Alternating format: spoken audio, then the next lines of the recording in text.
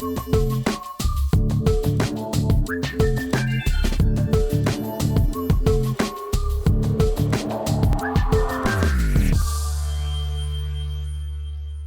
everyone, and welcome to Business Strategy Surgery. Today, I'm joined by Gilbert Hill. He's a privacy technology specialist and CEO of Tapmydata.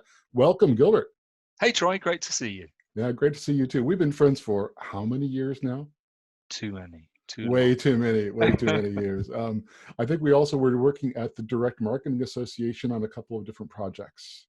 That's right. Yes. I spent a lot of my time volunteering there, and I've roped my friends into. Yeah. But at the end of the day, we're both kind of long-term, kind of long in the tooth, as it were, consumer data specialists and, again, privacy activists. But it was interesting, on Twitter the other day, we actually found something that we didn't necessarily agree on, a bit of butting heads. And I said, what better opportunity than to record a discussion between you and me, sensible, a nice bit of discourse, as opposed to Twitteratian craziness, about this particular topic. So I'll set the stage. Looking over here, there's a Reuters article, EU drafts rules to force big tech companies to share their data. The European Union is preparing to force big tech companies to share their customer data with their smaller rivals, according to the Financial Times, reported this past Wednesday, citing an early draft of its landmark Digital Services Act regulations. So, Gilbert, what do you think about that? I think there's the DSA is going to be a big deal. Whether it's going to have the same kind of watershed impact that GDPR did, I'm not sure. I still think to a certain extent we're still digesting what really happened with GDPR, because for the first time we were all doing. Or what didn't happen with GDPR. Exactly, because you're absolutely right. There's a real danger that GDPR is assumed to be like mission accomplished, because we've all had some training, hopefully. We've been involved in programs. Some companies have hired DPOs, which didn't exist before, data protection officers. The data cops, we've seen regulators get active, but you've still got a situation where there's dominance more than ever of a handful of platforms. So I actually think what this new regulation represents is almost like a bleeding out from a privacy space into other regulators are getting wind of this, and they're realizing that the problem, if there is one, and we can come to whether to the degree that we agree on that, is a combination of competition.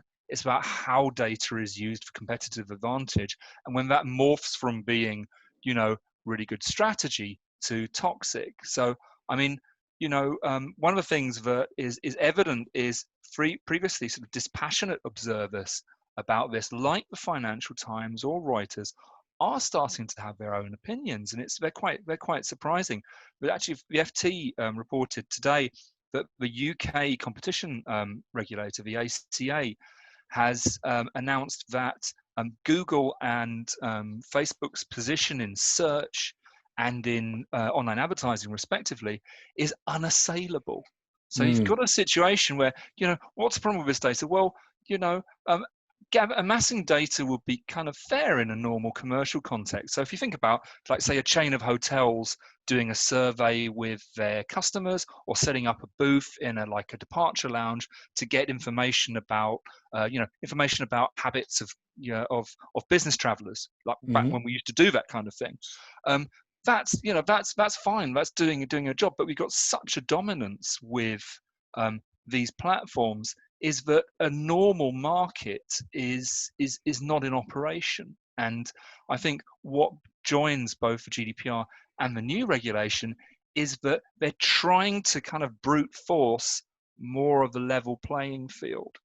And I get they're trying to get more of a level playing field. And I get the fact that whether it's Google or Amazon or Facebook or Netflix, there is indeed the potential for sort of a monopolistic position, if not 100% monopoly, a monopolistic position, because they've got mass control. So I'll lay out my three-layer data model that I like to talk about. The first layer of data is personal data, and that's data that I provide. And that could be my name, my email address, my national insurance number. It could also be comments that I make or pictures that I upload onto Facebook, but that's kind of my personal data. And everyone kind of understands that personal data has a layer of protection around it. Now, the second is what I call observed data. And observed data could be a photographer who takes a picture of me in Piccadilly Circus, or it could be someone down at the hospital taking an x-ray of me, or it could indeed be someone on Google who's watching and recording what it is that I'm searching for. It's observed data, or on Amazon, what I'm clicking on. And then the third layer is what I call derived data. So the derived data is the photographer and the picture. Oh, Troy's on holiday in London, or Troy and the x-ray, Troy has a broken arm, or Troy's searching and clicking, Troy's about to buy a washing machine. And I say the personal data I own, the observed data is of me, but it's not owned by me. And the derived data is potentially about me, but again, is not owned by me. And so I have to figure out where are these ownership sort of things. And there's a lot of cost involved in collecting all of this observed data. And there's a lot of artificial intelligence, machine learning, whatever you want to do in moving from observed data to derived data. And for the EU to come along and say, okay, well, if you want to play, you're going to have to take all of that investment and share that with all of these other smaller players. I'm sorry, no. And number two, how are we going to get around all of these GDPR things without some kind of a marker or identifier upon which to share with all these other companies? Wow, well, that's a big question that we're approaching from. I mean, a privacy technologist would say that the act of processing that data. So if we take the much overused analogy of like big oil, that data is the new oil, and Yes. these companies they're gathering data, they're blending it. It makes it sound like they're kind of like a coffee maker or something like that, or a cocktail mixer. That they're creating this wonderful refined product. The privacy advocates would say that is they're actually stealing elements of public information, public available information, and Mm, then appropriating those into a closed commercial system in which they have a monopolistic position. Now that's one view. Actually, the way that I view it, which is like nuance from that, I think that the deal that we get, that when they harvest this data and they blend it and they process it, and GDPR makes clear that if you're going to be doing this, then you have to have a legal basis, and the basis that these companies use is consent. That before I did any of this, Troy, I asked you whether you were cool with this, and you agreed, and it being implicit that you were going to get something for free in exchange for your data. I think the danger is that when you have too much dominance by a handful of players who, take example, my Fitbit, Fitbit is now owned by Google. So mm, you have a monopolistic sort of stranglehold on trust. So at the moment, I trust Fitbit because I know enough about their business model and they've communicated it to me, but I give my consent. But I know that Fitbit are not aggressively monetizing my data, my health data, yet. They've now been bought by Google, and Google is much more opaque. They have such a central tech stack that mm. I'm not really sure which bits of my digital life are owned by Google and which are mine. And I think the notion that we somehow need to take back control, I think, should actually be divorced from privacy zealotry. That actually, at the moment, if you think about it, the analogy in crypto, the whole thing that not your keys, not your coins. Right. At the moment, our coins, the closest thing we have to coins is our data. And we're in a situation where we've got inverse privacy. So the kind of scenarios that you talked about, which are perfectly legitimate, where an inverse privacy basically means when an organization has data or knows more about you than you do yourself. Now that in Mm, the context of, say, like healthcare, or with law enforcement services, that's completely legitimate. I think what we've got now is a situation where that data is being so concentrated that we're not being we don't have visibility, let alone control, to A, acknowledge that this exists, that this kind of sometimes called like a voodoo doll or like a mannequin of us exists, and actually to approve it, because having built a company that's focused on cookie consent and cookie banners, I'm the first one to admit that consent on the web is broken. That at the moment there's lots and lots of people who are acquiescing to this trade going on, who aren't necessarily happy with it. And I think Mm. what's also really important is it's so easy, and this is where I get your frustration where you're coming from. But it's so easy as a kind of bleeding heart privacy evangelist to say this is terrible and clutch our pearls. But actually, if you've got a situation when I'm talking to people in real life, the thing that they ask me most is my phone listening to me? And I think Yeah. all this, and the answer is, it's it's because you all have that situation. I had that the other day. Like I was talking about the rabbit. We've got a pet rabbit who hops around often here in the home office, and I was saying we need some more food for the rabbit. Lo and behold, I was starting to get ads for Rabbit Munch and like Mm. Hoppity Crunch, and And your it Amazon made me. Echo and your Google Home and your phone, and they're all listening to you all the time. Exactly. And of course, the answer is that it's not listening to us. Manufacturers and platforms say, and I believe them, that they've got enough data points through things like loyalty programs and transaction history to accurately predict what we want when we want it. And that Right. should be a kind of benign, digital Jeeves sort of experience. But actually, what it's created is a kind of echo chamber where doubt and conspiracy theories can grow. And I mean, and I think giving people visibility and some degree of control over that is not anti-commercial. Actually, the other big problem along with inverse privacy is that most of the information that's gathered about us is kind of junk. And I think that if the consumer, and at Tapmydata, we've given people the very, very first kind of tools to help with that. It was an experiment really to find out if people gave a crap about this stuff. They did, and when they started to have visibility of their data, they started to feel proprietary to it. It's like before lockdown, I didn't do much in my garden. Now I do something in my garden. I shoo the foxes away when they want to use it as a Right. lavatory.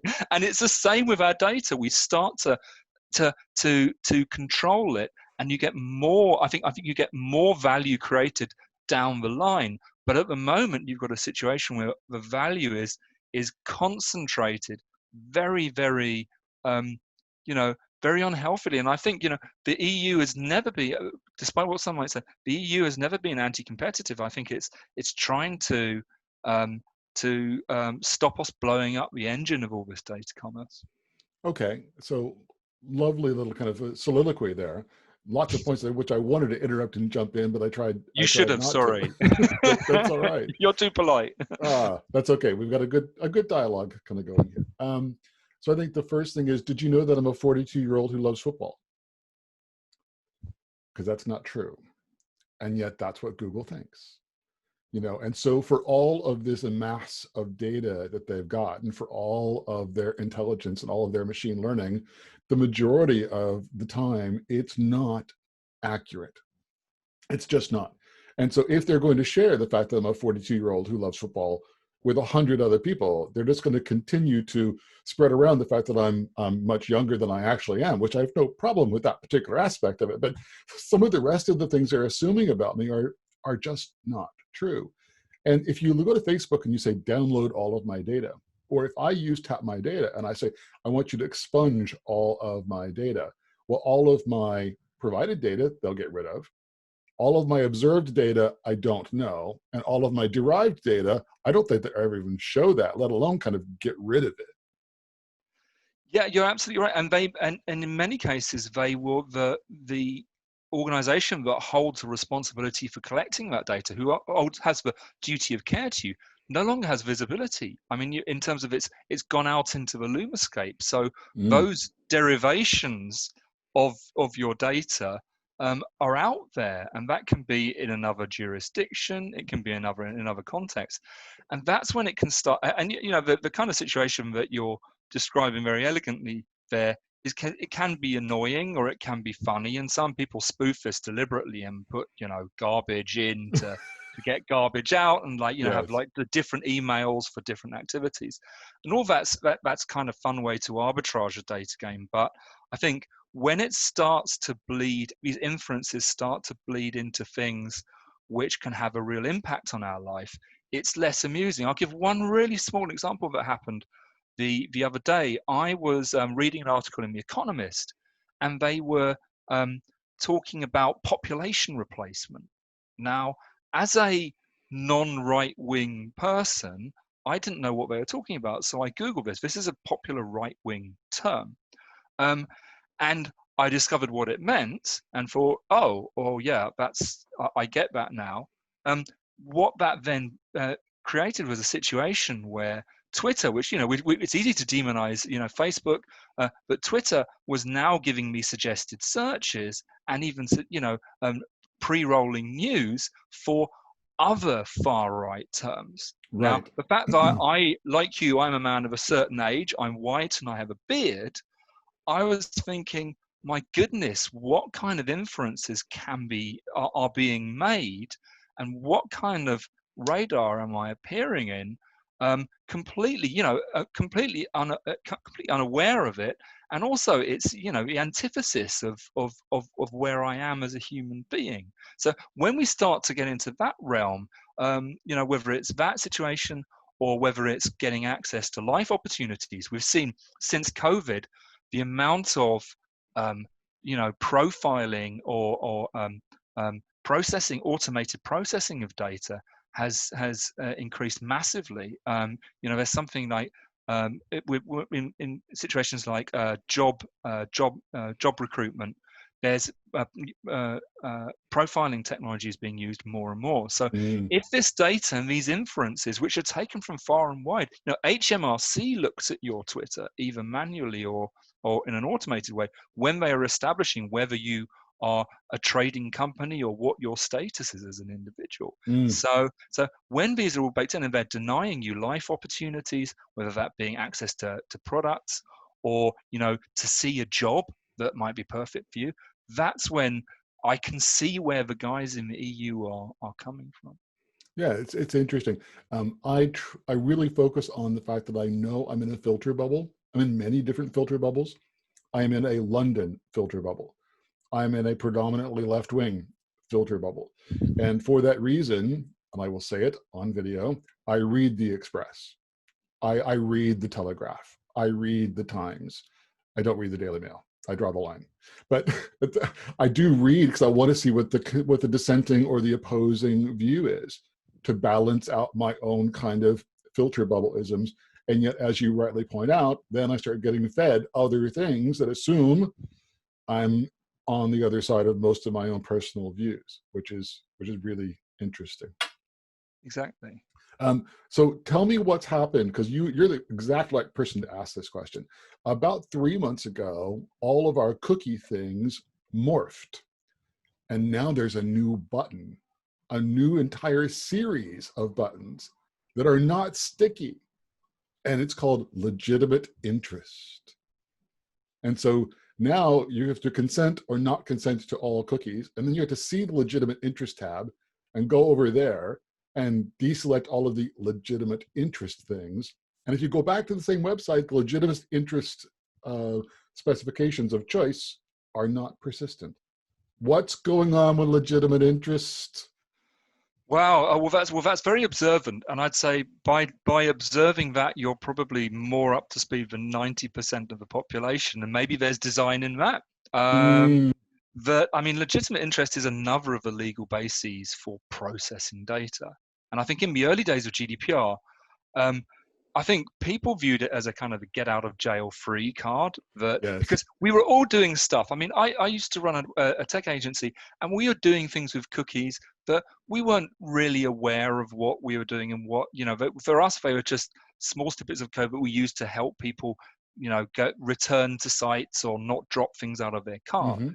But we had no awareness of what the sort of the rest of the iceberg in terms Well, of behavioral advertising. Oracle bought a company that did a social media sharing plugin called All something or other that dropped and respawned something like 138 cookies. Yeah.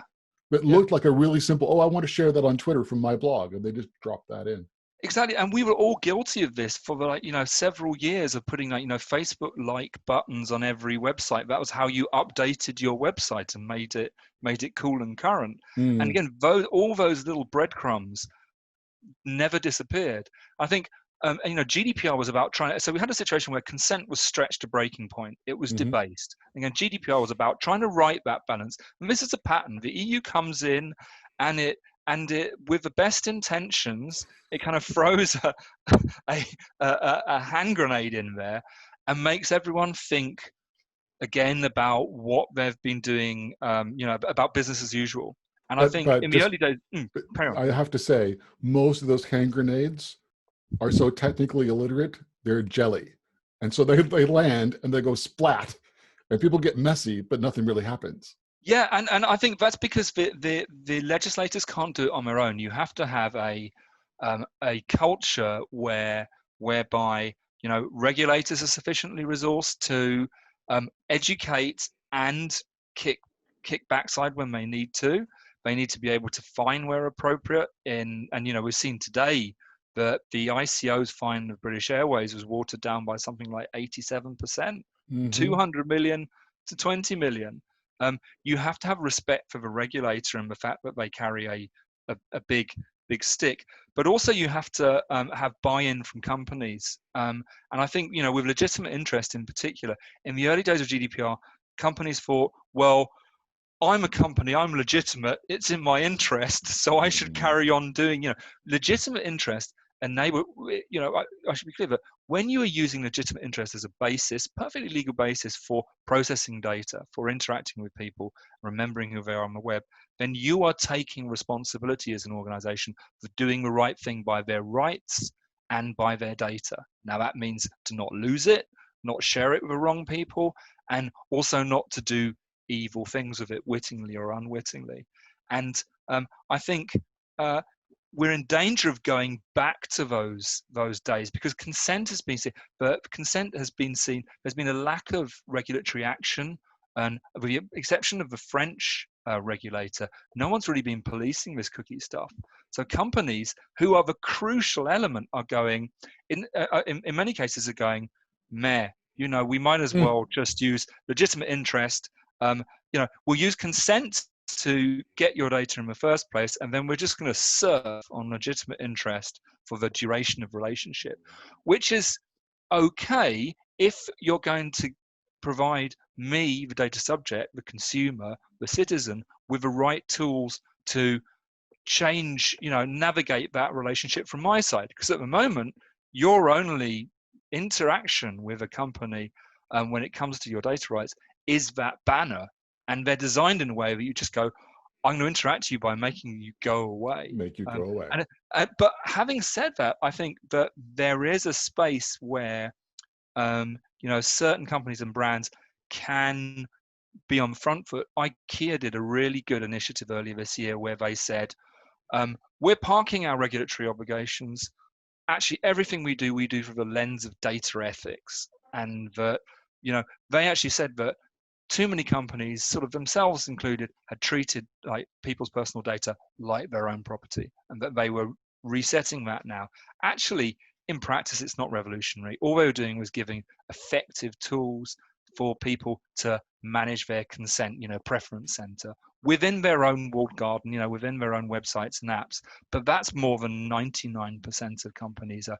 Most of the time you're looking at a drawbridge, which is a form which asks you to understand sort of data protection jargon, which, as we both know, is the most forbidding thing on the planet. Hmm There are so many people who claim to have read GDPR, and I think we need a Ladybird book version of it. Well, that would be great. Still, which so I think legitimate interest is back from the dead, and But it it's now still smells explicit. funny. It's implicit, and now it's explicit, which I think is the change that's happened in the last 3 months. And I don't know what's been driving that. So let's kind of bring back to the opening point. We've now talked about the fact that there is indeed a huge amount of data that's out there. There are GDPR processes. There's legitimate interest that's out there. the big tech companies, a lot of them have a borderline monopoly, with none of which I disagree with. They've amassed a certain amount of personal data, observed data, and in my terms, derived data. And now EU kind of wants to have them share that with smaller players. And I asked about how are you going to share that with an identifier with a bunch of smaller players. And now I'm going to layer on another evil question. Okay. I gave consent to Google with the clicking of next, next, next. I didn't give consent to Bob's Garage to use the data that Google collected on me. And now the EU is going to share my data. Wait a minute, the EU is supposed to protect me.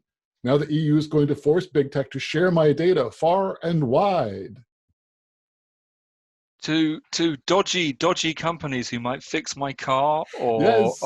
or weed my rose beds or these. And by the way, Bob's Garage did not pay for any advertising on this show.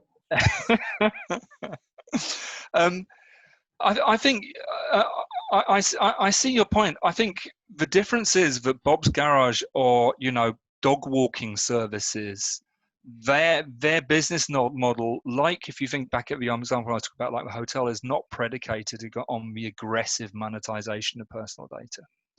And I think that, contrary to what's often been said, has been talked about, like rogue players and like small companies who don't either are not aware or don't play by the rules, doing terrible things with data. Actually, that's less. I think that's less the case than we've seen the big scandals which continue to keep giving.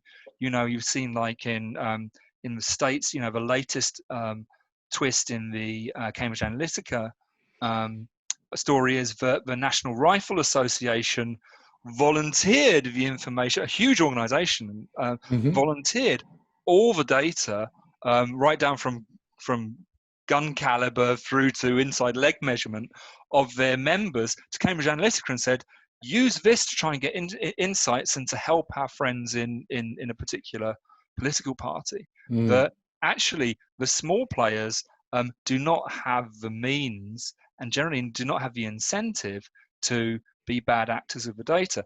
What you can do, and I think this is something that hasn't been made explicit in some of the coverage, just because it is a quite pointy-headed sort of data element, is that there are privacy-enhancing technologies that you can use, like synthetic data, so that you can get shared insights from data, and they can be shared collectively without, the investment of, the commercial value of that data necessarily being debased. So that when I'm using Google's data for the purpose for which it was intended, to help with paid search, I will get that, But the problem is that there's such a dominance that my email data is now being used, or it's being gathered, and it's going to be determined down the line how that's going to be used. And I think that, by embracing these privacy enhancing technologies like synthetic data, making that accessible, because it's a bit like blockchain. No one in the real world wants to know how blockchain works. They just want to have tech that works, that makes them feel good. And like privacy does make you feel good, like security makes you feel good, closing a combination lock or whatever.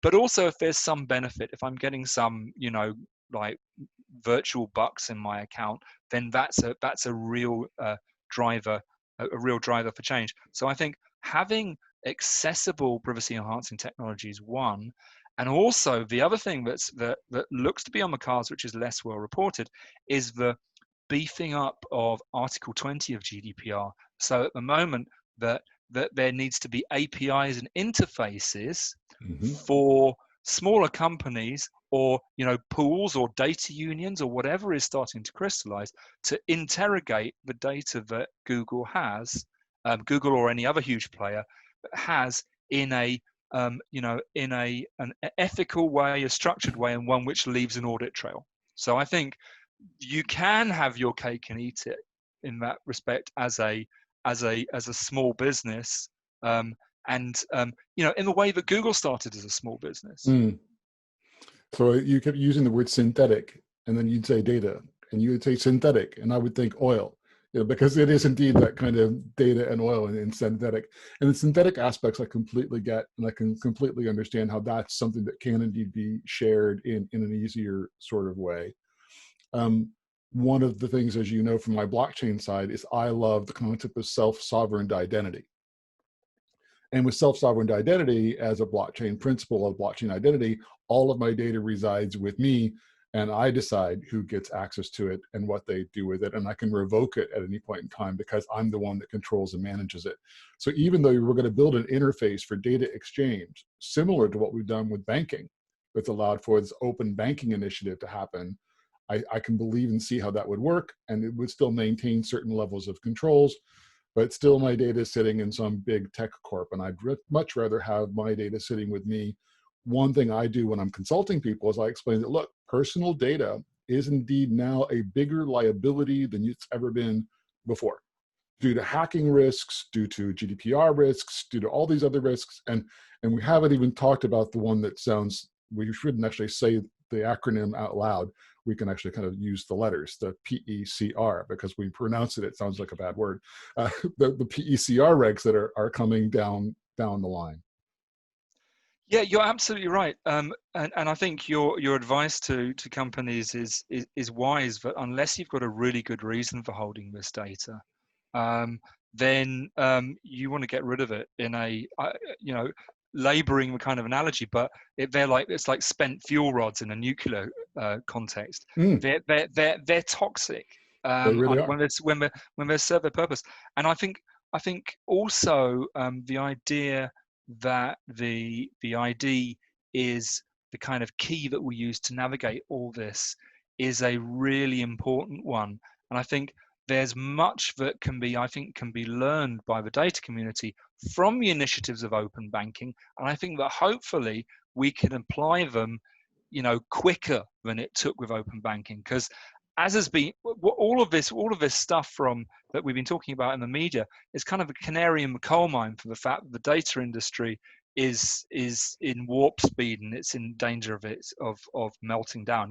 Most of the data in the world was created post GDPR in the last 2 years. Mm, So getting a handle on our own ID as the lodestone to kind of navigate this. Or if you want to borrow a crypto analogy, that's my cold wallet. I've got my ID cold in there, storage, offline. exactly, and then I've got a proper way that I can engage with companies for the information they need at the right time. Because again, the problem is with lots of the privacy enhancing technology, say we're now starting, which is great, we're starting to have choices in things like search, and also in browsers, privacy-centric text. And you've got DuckDuckGo and you've got Brave, but it's still kind of an overlay for what's underneath ad tech, which is Mm, monopolizing my attention. So, Brave will, show me ads for things that I bought last week.